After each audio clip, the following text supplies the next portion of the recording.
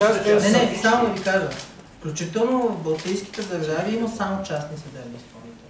В балтийските държави не ги визираме, защото те не се самият. Да, обаче тук в нашия регион ние сме абсолютно изключение не само по частен съдебен изпълнител, но по методите. Но въпросът е, че законът е написан така и това е огромната разлика, че фигурата на държавния съдебен изпълнител и на частния съдебен изпълнител се идентифицират като еднакви фигури, но това не може да бъде така по простата причина, че двете фигури черпат свои права от различни нормативни актове. Зад държавния съдебен изпълнител седи отговорността на държавата. Държавата го контролира и държавата отговаря за неговите неправомерни действия. Докато при частния съдебен изпълнител няма такова нещо. А кой дава права? Не да попадне при частния, а не при държавния? Това е другото сериозно нарушение на правата на потребителите и на длъжниците, защото всеки има право на един по-икономичен изпълнителен процес, който не може от 20 лева изведнъж да стане 1500 лева. Това означава, че длъжникът има право на избор. Искам да се насочи това изпълнение при държавния съдебен изпълнител, защото там таксите са такива, че бих ми позволили аз да си покрия този дълг. При частния съдебен изпълнител той е търговец. Истината е, че той е търговец. Той търси максимална... Значи, това, което в моите наблюдения, частни съдебни изпълнители правят фиктивни действия, надписват такси, за да натоварят максимално... Свръхзадлъжнялост, абсолютно. Не може да кажа, не може 10 години един изпълнителен процес и след това, ако почина човекът, неговите деца и след това неговите деца. Това е масова практика, разбирате ли? Абсолютно. Само последно. Аз това имам предвид, когато казвам анализ на съдебното изпълнение, да се види за тия 10 години това преимущество на частните съдебни изпълнители до какво доведе. Държавните съдебни изпълнители, те са неконкурентно способни. Те са опоскани от към функции, от към събиране на вземания. Те безспорно работят много по-бавно от частните съдебни изпълнители. Ама държавата къде е тук? Защо дадахме превес на частното съдебно изпълнение? Заповядайте. Да се представя първо Георги Найденов към гражданско движение към за доброволно изпълнение. За мен проблема е не само в обществото ни. Имам предвид, че имам хора, които работят на световно ниво и във Франция включително. Става въпрос, че не само съдът, нашия съд отказва да прилага европейското право, което е задължен да прилага директно и наднационалното.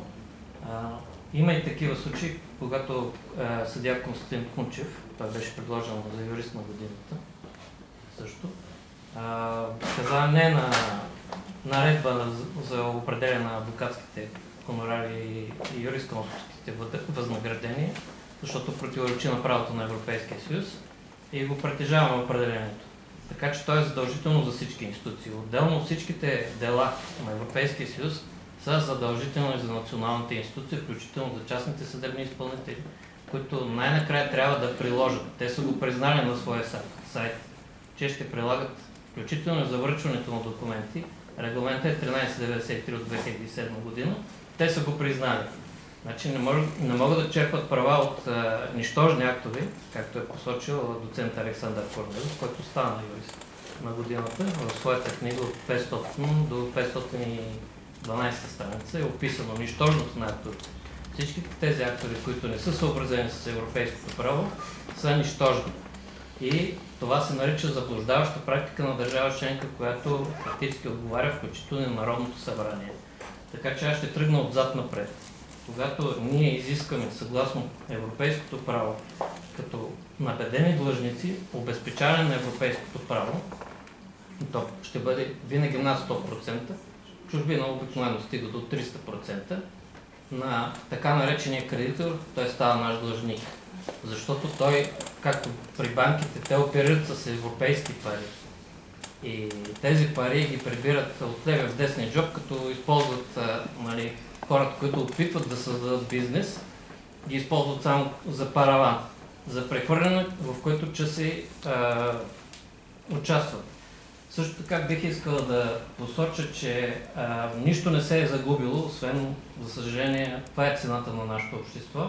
Хора, които са починали, основни права, които са в съдебния процес, по член 6, параграф 1 и член 13 от карта за Конвенцията за правата на човека, които са имплементирани в Хартата за основните права в Европейския съюз, член 47. И така, например, по дело Коста срещу Енел, човек е отказал да плати, защото той бил акционер в дружеството. Така че тези неща всичките са известни и отделно да ви обясня с какво се занимава нашата съдебна система. Върховният административен съд тълкува в нарушение на правото на Европейския съюз, в нарушение на член 267, параграф 1 от договора за функциониране на Европейския съюз, европейското право и на бланката потребителите. Ето тук ще ви покажа. Бланката е потребители, политиките на Европейския съюз, потребителите на първо място. И вътре е описано, говорим за потребители, физически лица. Гарантирането на безопасността и правата на потребителите е приоритет във всички политики на Европейския съюз. По-нататък пише в обяснителния материал, законодателството на ЕС осигурява минимално ниво на защита на всички потребители, които живеят в Европейския съюз, независимо от техния произход и от националното им законодателство. Така че съдът се явява третото лице, когато при по-слаба икономическа страна защитава по член 130, по дело С-137 от 2008 година, защитава по-слабата икономическа страна, като проверява включително и за конкуренция. Това е при юридически лица. Ето ви държавна помощ. Държавна помощ от блога на госпожа Величка Маринова, която е описана. Не се прилага, така ли да разбираме? Да, не се прилага регламент, който е с директно приложение, член 6 е задължение за съда. Как ще стигне до там да почне да се прилага? Как ще стигне до там? Да, има с натиск, с жалби, прокуратура. Има и първо доброволно и после да се отлична практика, да ви кажа. Има и указания на Европейската комисия, едното е 2009 Си-8501 до всички национални съдилища в Европейския съюз. Да, посочват, когато става въпрос за конкуренция, отделно да публикуват на сайтовете си окончателните решения по дела за конкуренция, член 15, параграф 3 от регламент 1 от 2003 година, ако не се лъжа, трябва да публикуват и отделно да уведомят комисията за такъв случай. Така че при нас в момента Европейската комисия иска от високите етажи на властта виновни длъжностни лица. Значи ръководителите на тези институции не знаят какво вършат, щом като ние ги търпиме като общество, нямам друго какво да кажа. Още нещичко само. Има и други моменти, има и други дела, които може да ви предадем в публичен интерес, което се оказва, че когато националното заповедно производство може да съществува, но не бива да противоречи на европейското право. Накратко казваме едно от мотивите. Така че съдебната система произвежда фиктивни искове. Не знаем защо българина винаги се оказва толкова наивен и така лесно си дава парите. За мен не знае. И живота. И живота. Не се знае правата. Вижте, нека да ви кажа, точно сутринта дискутирахме такова нещо. Още 2010 година Козлодуйския районен съд е направил анализ на проблемите в заповедното производство, които са констатирали вече за 2-3 години практика. И там в едно от нещата, който желая, може да видиш, ние ще го публикуваме това нещо, за да може да се прочетете. Основно задължение на съда е да провери дали въобще заявеното от кредитора е допустимо да бъде разгледано в заповедното производство. Дали съществува правото този да се възползва от този ред за защита. И основното е, в момента в който констатира, че вземането не е безспорно, просто трябва да го върне. Това е само облегчен ред. Всичко останало в нормален ред. Там вече всеки дали ще има възможност за служебен защитник или да си наеме адвокат, това е вече в последствие. Чакайте да кажа нещо, защото вие сте осъден. Да ви кажа моя практика като управител на дружество. Не сте осъден, на вас ви разпореждат. Слушайте какво се ми се случило и какво съм правил. Осъден съм за неплатени доставки на горива. Аз разбирам, че съм осъден чрез призовкари схемата на призовкарите. Разбирам, когато е направена, осъден съм, върху вземането цесия направено и цесионера идва и си предявява чрез чесието иска. Вижте, бъркате... Момент сега, аз искам за чесиите да казахте търговци. Понятията бъркате. Търговецът е подчинен на закона. Те са над закона. Те са една каста, която само взима, не дава нищо. Ама вие не сте осъден. Слушайте, какво се случи нещо реално сега. Аз ви казвам нещо от живота. 100 000 лева ми изеха. Значи, плащанията по банков път направени. Аз съм осъден, но взимам удостоверение от банките за плащанията. Завеждам в прокуратурата производство, такова наказателно. Завеждам в съда дело. С тия документи пише на чесието Петко Илиев, тук е един велик честник. Аз съм първия, който го ударя. Пише на етична комисия, пише на Министерството на правосъдието, пише до министър-председателя за рекет върху дребния бизнес. Дребен, 300 души храни. И той ти иска 100 000 и ги взе.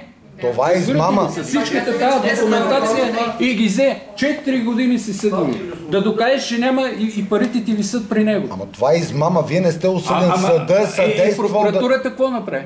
Прокуратурата участва в прикриването. Моля ви се, значи, аз съм написал поне 50 оплаквания срещу... Зад мен 300 души бизнес за милиони стоят и взеха парите. Окей. И ще ви кажа какво трябва да се направи, защото съм бесен, често казано от такива. Спокойно. Тия хора, такива потърпевши, прави се иск срещу държавата. Ние докато не ударим държавата в дело срещу държавата за неналагане на закона. Дайте да излезем с една инициатива, да съдим държавата в Брюксел. Това е подготвено, така че не се притесняйте, другата седмица ще бъде вършено. Давайте да действаме, защото тези хора са... Това е целта. Съжалявам, че журналистите в най-важния момент излезнаха. Това. Само да кажа нещо. Да пишете ли? Пишете. Казвам се Красимир Атанасов Димов и най-отговорно заявявам. Проблема на нас всички се състои в това. Съдебната система. Много пъти говорим. Не всички съдии са корумпирани. Но при положение, че болшинството, значи говорим като цяло. Аз заявявам най-отговорно и съм готов да понеса отговорността съдебна, ефективна, условна, каквато и да е. И искам да попитам. Значи, проблема нашия е такъв, че съдебната система, заедно с монополисти, са организирана престъпна група, която налага тормоз на обикновения гражданин като мен и като господина всички. Той каза, че е минал всички, извиняйте, че на всички инстанции. Госпожата адвокат, която е до вас, аз си обясних. Задавам ви въпрос. Може ли съда да приеме общи условия на някакво си търговско дружество като нормативен акт и на базата на този нормативен акт да те осъди и когато и още нещо, това търговско дружество или монополист представя документ с невярно съдържание, съда на първа инстанция те осъжда, на втора инстанция те осъжда, ВКС 3-членен състав казва всичко е точно, ВКС 5-членен състав казва всичко е точно, районна прокуратура, когато им показваш документа, казва напишете жалба, пишем жалба, окръжна прокуратура и така нататък. И аз ви питам, когато частният съдебен изпълнител или без значение идва в имота ти от името на един друг наш приятел Величко Апостолов, който му отнеха правата и сега пак го възстановяват, бълха го ухапал. Идват, искат да влезат в имота, да опишат. И аз ги питам, кои сте вие? С баджовите, ние сме представители на Величко Апостолов. Добре, дайте на базата документи. Ами те са в офиса. Не мога да напусна. Ако ни напуснете, ще се обадим на полицията, идват 3 коли. Да, идват 3 коли. полицай и ми обяснете, вие ми отговорете, вие какво трябва да направя аз, той, какво трябва да направим ние? Аз мога ли срещу полицайите да се боря? Искане до министъра на вътрешните работи колективно от всички. Ето, трябва колективно. Колективно от всички да спрат незабавно и да проверят всички. Престъпна група. Не може по един казус един съдия да казва да, другия да казва не. По един... Идентични. Тогава... Само за да... Може ли... Да, финално. По отношение на работата на монополистите и отношенията между гражданите, там считам, че проблема е комплексен. Това не е само на съдебни изпълнители, не е само на... Като започне от вещите лица, които ги началят, които са абсолютно некомпетентни и корумпирани, стигне до съдиите, които съди по бракоразводни дела ще ви гледат за електроснабдяване и топлофикация дела, които халта вече се няма за каква е материята. Като се започне от това, че човек трябва да се принуди сам да направи изчисления, такива каквито трябва да го направи едно вещо лице. Когато по математически по изчислителен път докаже, че това, което е изчислено, не е верно, те започват да си дават сами отвод, тръгват да бягат.